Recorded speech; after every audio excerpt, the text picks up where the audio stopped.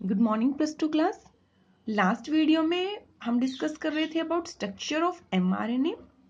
आज हम स्टार्ट करेंगे अ न्यू टॉपिक ट्रांसक्रिप्शन, जो कि एक बहुत इंपॉर्टेंट प्रोसेस है। So what is transcription? It is a heterocatalytic process. मैंने आपको बताया था कि जो डीएनए है वो दो टाइप की प्रोसेस शो करेगा। एक है ऑटोकैटालिसिस, जिसमें क्या करेगा, वो अपने ही सिमिलर मॉलिक्यूल की फॉर्मेशन करेगा, जिसको हम बोलते हैं रेप्लिकेशन। दूसरी प्रॉपर्टी है डीएनए की हेट्रोकैटालिसिस शो करने की। ठीक है, तो जो ट्रांसक्रिप्शन है वो हेट्रोकैटालिटिक प्रोसेस है, जिसमें क्या होगा, कॉपिंग ऑफ जेनेटिक इंफॉर्मेशन। जो सारी जेनेटिक इंफॉर्मेशन है हमारी, वो कहाँ पे डीएनए के पास स्टोर है।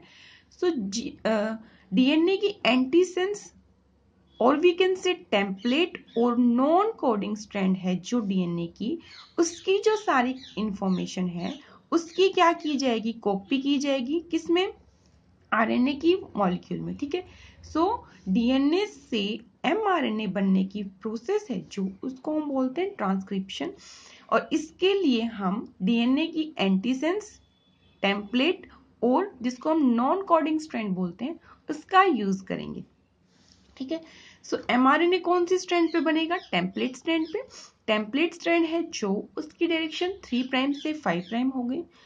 सो we can see the direction of mRNA synthesis क्या होगी, 5 प्राइम टू 3 प्राइम। ट्रांसक्रिप्शन की डायरेक्शन क्या रहेगी हमारे पास, 5 प्राइम टू 3 प्राइम रहेगी।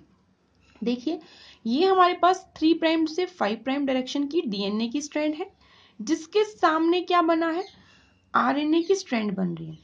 तो डीएनए की जो टेम्पलेट स्ट्रैंड है उसके सामने क्या बनेगी, आरएनए की स्ट्रैंड बनेगी। सो आरएनए की स्ट्रैंड किस डायरेक्शन में बनेगी, 3 प्राइम के सामने कौन सा एंड आएगा, 5 प्राइम। ऑब्वियस है ये तो। सो डायरेक्शन क्या रहेगी, 5 प्राइम टू 3 प्राइम रहेगी एमआरएनए की फॉर्मेशन की। और सेम रेप्लिकेशन में मैंने आपको बताया था, जो डीएनए की फॉर्मेशन है, न्यू स्ट्रैंड बनेगा जो डीएनए का, वो भी किस डायरेक्शन में बनेगा, always 5 prime to 3 prime direction में ही बनता है। ठीक है, 5 प्राइम से 3 प्राइम वाली जो स्ट्रैंड होती है, जिसको हम कोडिंग स्ट्रैंड भी बोल देंगे, नॉन टेम्पलेट स्ट्रैंड भी बोल देंगे और सेंस स्ट्रैंड भी बोलते हैं, उसके सामने आरएनए की फॉर्मेशन नहीं होगी, क्योंकि उससे क्या होगा, जो हमारे कोड्स है ना वो डिस्टर्ब हो जाएंगे। ठीक है, सो सिर्फ टेम्पलेट स्ट्रैंड ही कॉपी करेगी ड्यूरिंग जो ट्रांसलेशन की प्रोसेस होगी फर्दर, उस टाइम पे भी। ट्रांसलेशन का मतलब क्या, इस एमआरएनए से हमारे पास क्या है, प्रोटीन की फॉर्मेशन होगी, तो इस टेम्पलेट स्ट्रैंड का ही यूज किया जाएगा।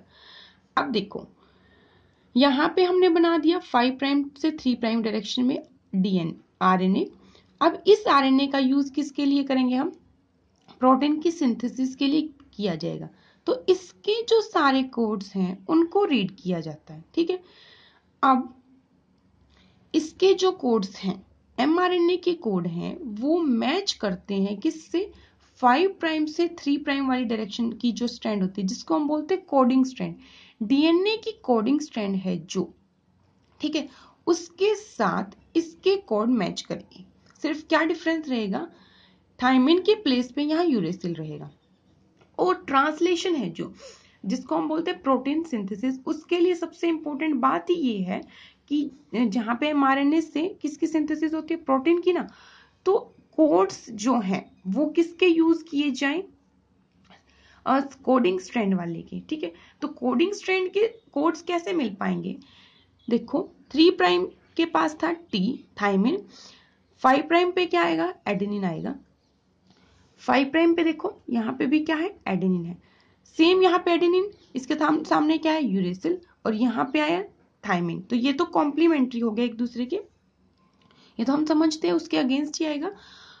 ग्वेनिन था, साइटोसिन, यहाँ पे क्या आएगा, ग्वेनिन, सॉरी, ग्वेनिन के सामने साइटोसिन, और यहाँ पे देखो, यहाँ पे भी साइटोसिन। तो दोनों की दोनों जो स्ट्रैंड्स है ना, ये एमआरएनए की स्ट्रैंड है और ये किसकी, डीएनए की कोडिंग स्ट्रैंड है।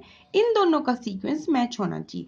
सिर्फ एक डिफरेंस होना चाहिए, थायमिन के प्लेस पे यूरेसिल हो, और कोई डिफरेंस ना हो, क्योंकि कोडिंग स्ट्रैंड है ना जो, उसके कोड्स ही यूज होंगे किसके लिए? प्रोटीन सिंथेसिस के लिए। तो कोडिंग स्ट्रैंड के कोड्स को कैसे यूज किया जाएगा? इस mRNA से हम क्या कर देते हैं? प्रोटीन की फॉर्मेशन करा देंगे। तो कोड्स तो सिमिलर है, जो यहाँ कोड्स है वो कोड्स यहाँ होंगे, ठीक है। तो इसीलिए भी हम किसका यूज कर रहे हैं? डीएनए की 3 प्राइम टू 5 प्राइम डायरेक्शन का यूज करेंगे। अगर मान लो इससे हम mRNA की फॉर्मेशन करते हैं, एडेनिन के सामने आता है यूरेसिल, थाइमिन के सामने आता है एडेनिन, साइटोसिन के सामने आता है ग्वानिन।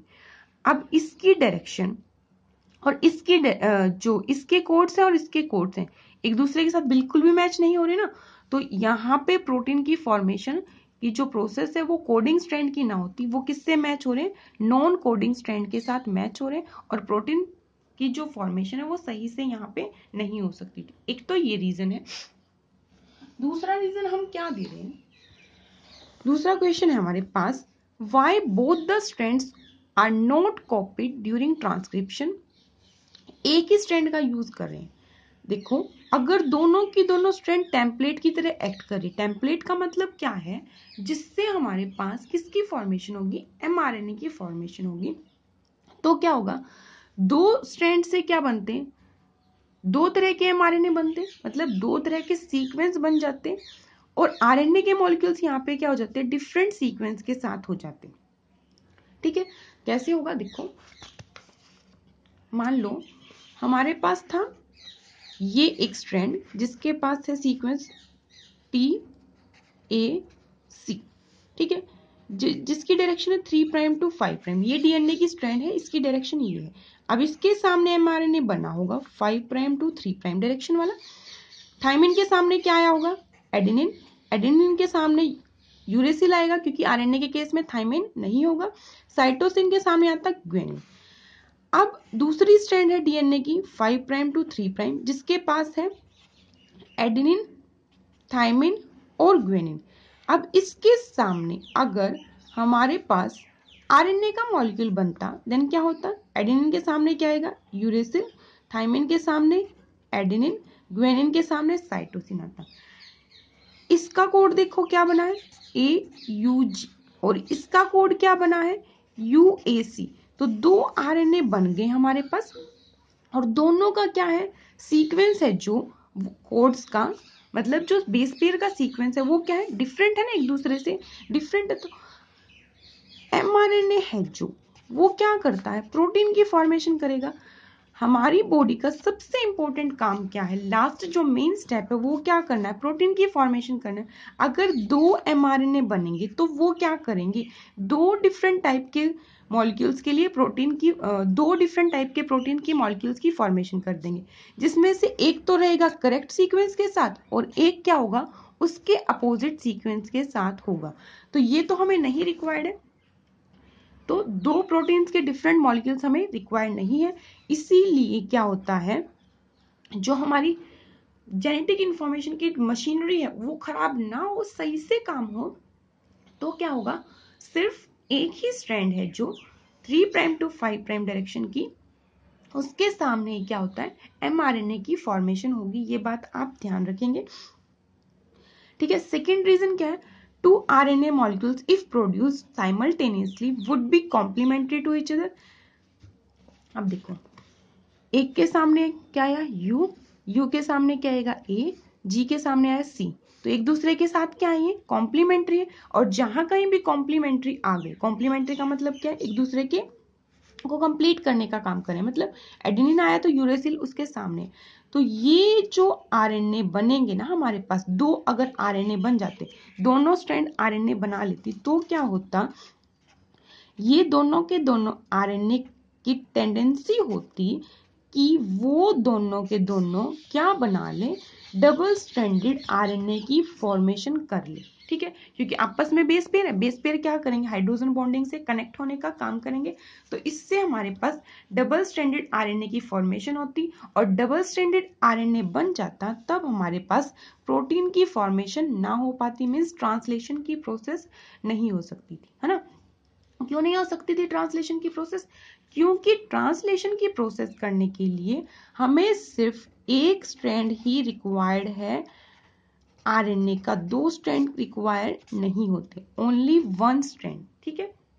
तो इसीलिए भी हमारे पास क्या है, दोनों की दोनों स्ट्रैंड की कॉपी नहीं हो रही। समझ गए इस बात को कि दो स्ट्रैंड की कॉपी क्यों नहीं हो रही है, और सिर्फ हम 3' टू 5' वाली ही स्ट्रैंड का यूज क्यों कर रहे हैं, किसके लिए, ट्रांसक्रिप्शन करने के लिए, mRNA की फॉर्मेशन करने के लिए। क्योंकि सिर्फ हमें क्या चाहिए, जो mRNA बने उसके जो सारे बेस पेयर हैं वो मैच करे कोडिंग स्ट्रैंड के पास साथ।